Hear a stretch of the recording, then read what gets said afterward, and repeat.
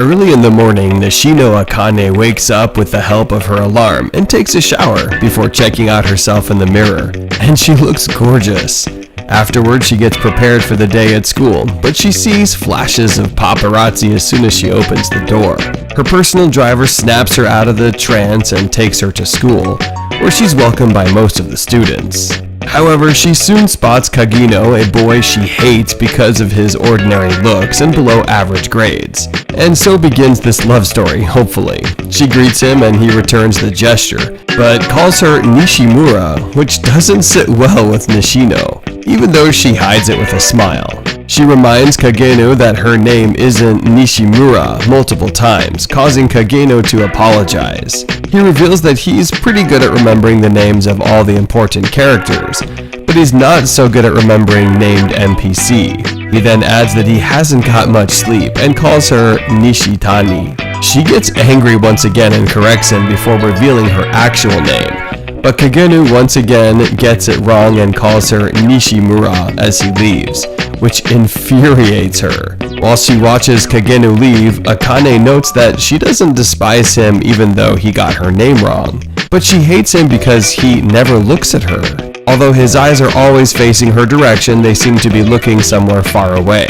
In class, Akane gets all the attention, but she avoids associating with Kagenu as he's always acting weird. It turns out Akane took a break from show business due to a scandal back in middle school. Ever since that incident, Akane has been hiding behind a mask she has created. She plays the part of being the teacher's favorite and the most popular girl in school in order to get everyone to like her, as she tries her best not to be hated by anyone. Akane was in middle school. She had to take a break from the show business due to a scandal. Elsewhere, Kagenu reads a mysterious book and tries to learn its content to gain more power. After school, Akane calls her driver to pick her up from school, but he doesn't pick her up because he has been attacked by some thugs. After waiting for a long time, Akane is forced to walk home late at night, which is her first time doing so since the incident in middle school. On her way home, she's attacked by the same men that beat up her driver. She tries to run away, but they catch up to her in no time and kidnap her. She starts to lose consciousness after being drugged, but she sees Kagenu approaching. Shortly after, Akane gains a consciousness and realizes that she's tied up in some warehouse. One of the kidnappers reminds her that the daughter of Nishino, Zabatsu, shouldn't walk alone at night, as her father has lots of enemies.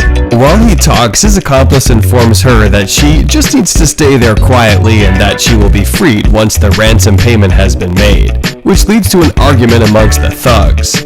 Meanwhile, Kagenu watches the kidnapper before he changes his clothes and puts on a mask. Soon after, one of the kidnappers tries to have some fun with Akane and reminds her of the first time she was kidnapped by a stalker, causing her to remember the tragic events. She tries to resist him, but he hits her and prepares to have his way with her. However, Kagenu comes crashing down through the roof window, revealing that he is a stylish ruffian slayer, which makes the kidnappers angry. He pulls out a gun, but Kagenu attacks them with a piece of glass, injuring his arm and disarming him in the process. He then engages the thug in battle, knocking him to the ground and smashing his face brutally, and I thought he was supposed to be doing the smashing. The other kidnapper sees that Kagenu isn't an ordinary man and states that he has been bored as hell being a kidnapper with amateurs since he was released from the army. He then takes out a knife after dropping his gun and attacks Kagenu, who is excited to fight an ex-military officer. After getting cut on the arm, Kagenu manages to disarm the man with a crowbar, but he still gets dominated. With no other option left, he decides to get serious and show the thug the potential he found in crowbars, after fighting bikers that disrupted the peace of the city. Kagenu turns the fight around and stabs the thug with a crowbar, making him realize that Kagenu is Balaclava Berserker, a man who has been fighting the bikers with crowbars. Kagenu then reveals that the bikers started wearing helmets in order to protect themselves, prompting him to stop using the crowbars like Tonfa, but as a regular club instead. Kagenu launches at the criminal. He breaks his leg and beats him up brutally as Akane watches in horror. After ending the man's life, Kagenu frees Akane and tells her to be more careful next time, but she doesn't realize that she was rescued by Kagenu. Not long after, she calls the police and her father uses his connections to prevent the case from going public. The following morning at school, Akane spots Kagenu and greets him with a smile on her face. He greets her back, calling her Nishino, but she doesn't realize that he got her name right and tries to correct him. Surprised, Akane feels like Kagenu is finally looking at her and deduces that he's also living a life behind a mask. However, the next day the news reported that Minoru Kagenu has been hit by a truck and did not survive. In the past, Kagenu has always dreamt of being a hero and spent his days training, but at school he was just a background character.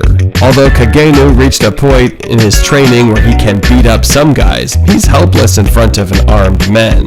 Kagenu decides to become the best martial arts in the world in order to beat up those armed men, but he's still unable to do anything about a missile. Despite having no superpowers, Kagenu wants to overcome those limits and save the world by becoming a powerful being. After being hit by a truck, Kagenu is reborn into a new world and forms an organization.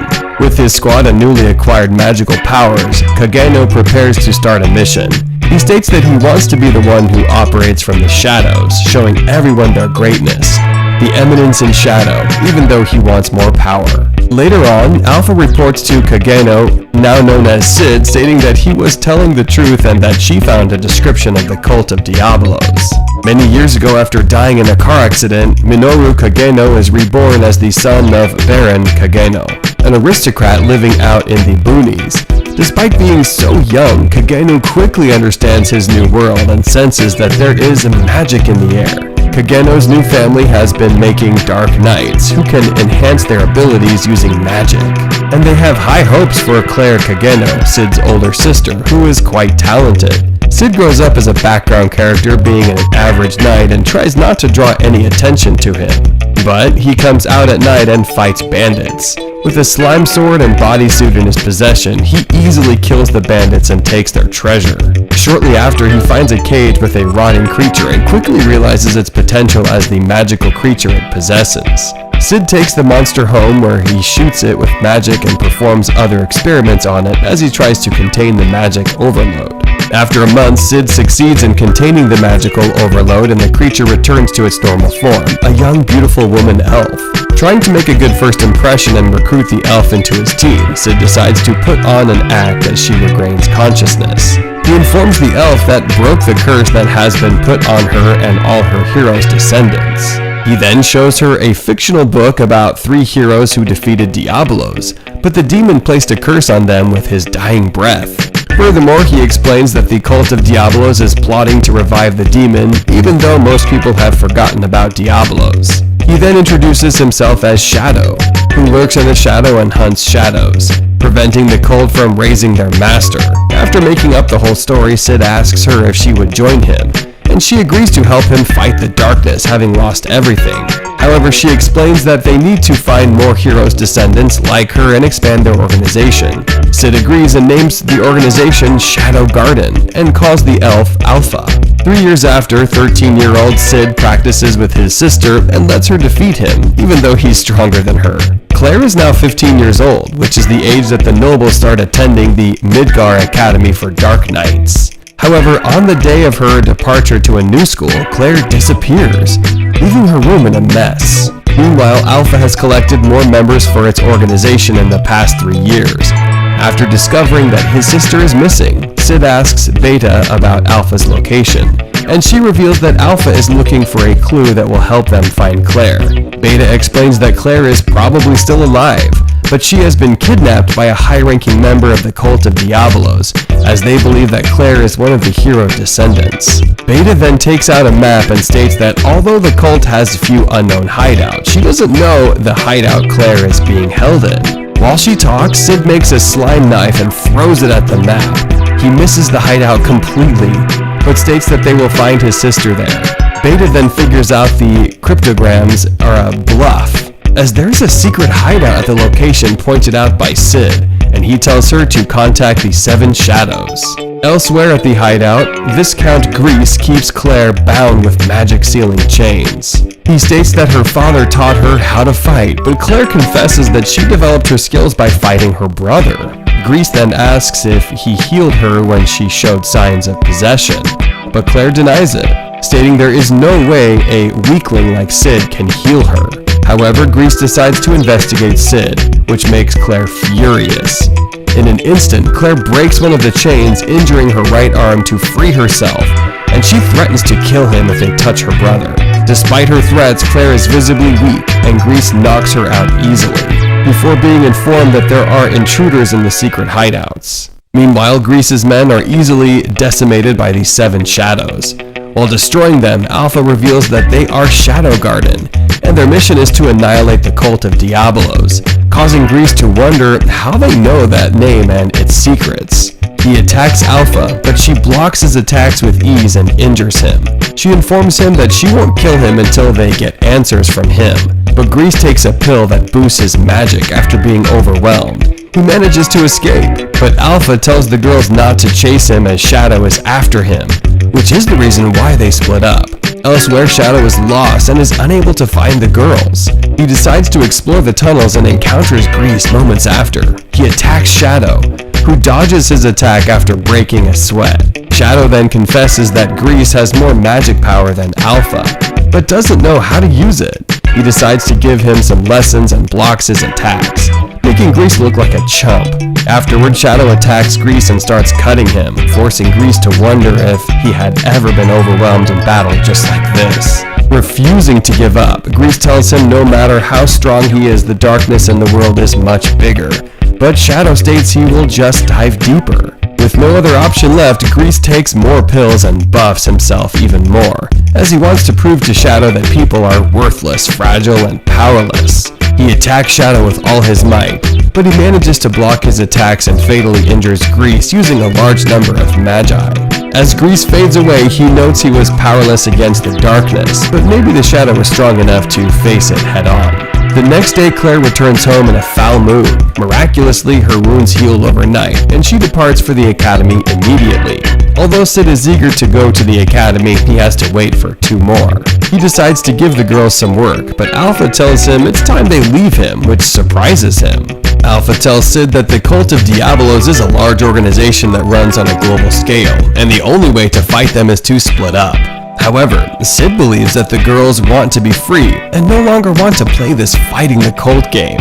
2 years after, Sid turns 15 and he enrolls in the same academy as his sister in the royal capital of Midgar Kingdom. Despite being in the academy for several months, Sid continues to live as a background character and becomes friends with Skell et al.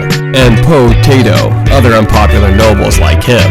One day while walking to school, Skell and Po inform Sid that his punishment for getting the worst score on the test is to confess to the most popular girl in school and suffer her rejection.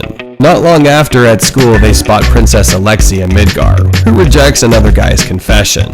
Despite the humiliation, Sid is excited about his confession because he wants to experience such confessions as a background character.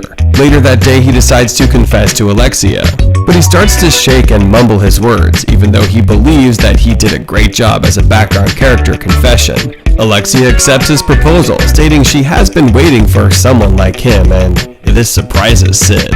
In no time at all, the rumors quickly spread like wildfire, and people start to wonder who Sid really is and how he was able to have someone like Alexia. Meanwhile, Sid, Skell, and Po wonder why she accepted, and they realize that Alexis accepting Sid's proposal means that they also have a chance. Alexia then joins them at lunch, which surprises other students as their table is labeled the lower nobility section.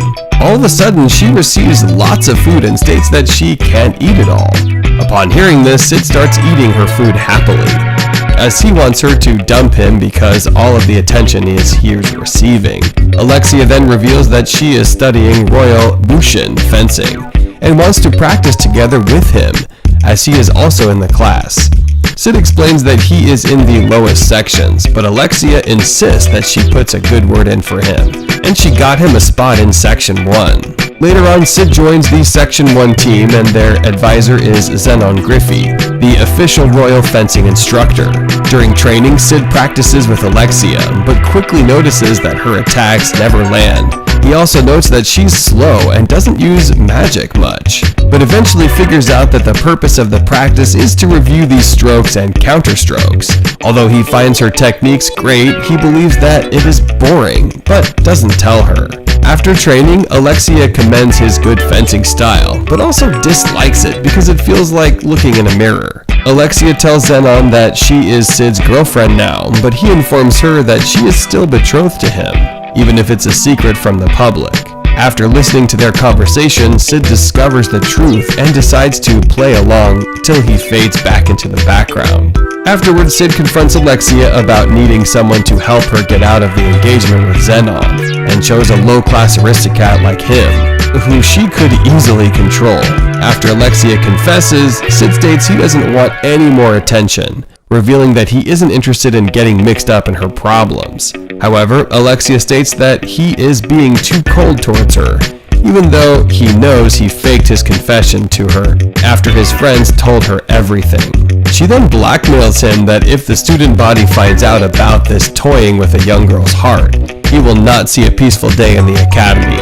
Alexia decides to continue the boyfriend act until Zenon gives up, but Sid informs her that he may not give up so easily, because it's clear to everyone that he is out of her league. Alexia states that she needs to buy some time before she can deal with the situation.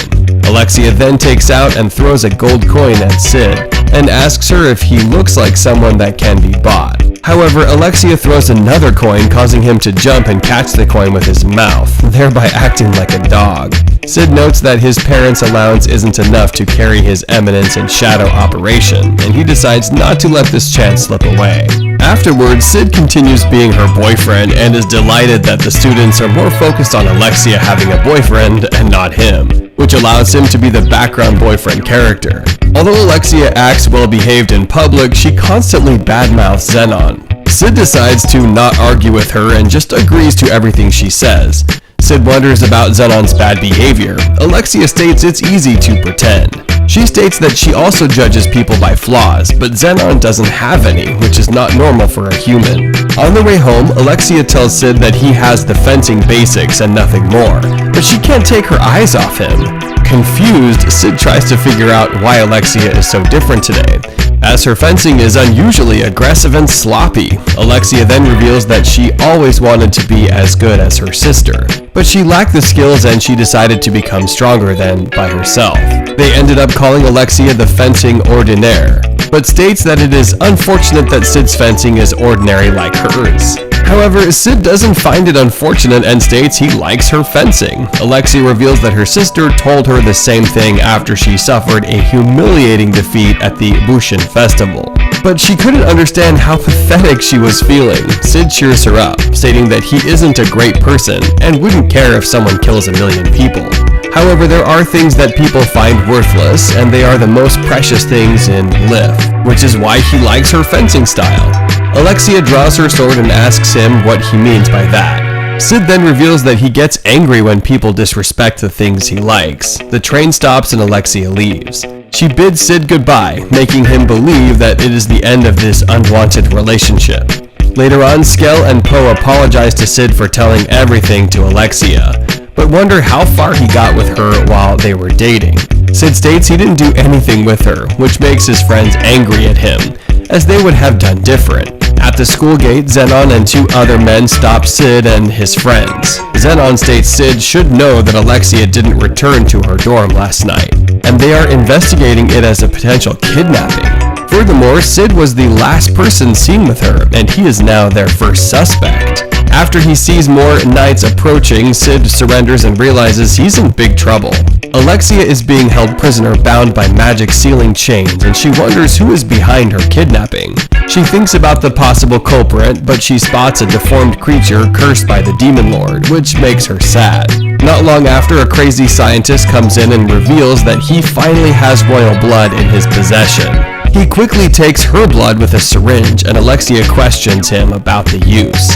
The crazy scientist reveals that her blood is the demon's blood, but states that he doesn't know what that means, as he is just the messenger sent to extract her blood. Elsewhere, Sid has been stripped off his clothes and tortured for the whereabouts of Alexia. Even though he can handle the physical pain, Sid starts to beg for his life in order to conform to his role as a background character. Meanwhile, the crazy doctor continues to drain her royal blood, greatly weakening her to the point of death. But Alexia refuses to give up. She decides to provoke the doctor, prompting him to attack the cursed creature, and feeds her after noticing that her blood level is low. The following morning, Princess Iris invites Zenon into her office and commends him on his efforts to find Alexia. She reminds him that their topmost priority is the rescue of Alexia, and questions if Sid is capable of incapacitating her sister due to his lack of skills. She instructs Zenon to release him, but keep him under close watch as he is still a suspect. Devastated about her sister's kidnapping, Iris reveals that she is powerless to save her sister, as the council believes she might be the next target. But she asks Zenon to help her maintain order at the academy. While they talk, Claire causes a scene on school grounds, demanding that they release her brother, as she is too dull and weak to kidnap the princess. After the meeting with Zenon, Lisa thinks about Alexia, who is currently in a terrible state of health as the crazy doctor keeps draining her blood for his evil experiments. Later that day, Sid is released from prison and thrown into the streets without his clothes on. On the train heading, Sid thinks about healing his wounds, but states that it wouldn't be a very background character thing to do, as he's wrapped up in his own delusions and he's trying to play his role well. At home, Sid is graced with the presence of Alpha and reveals that it has been a while since they were together.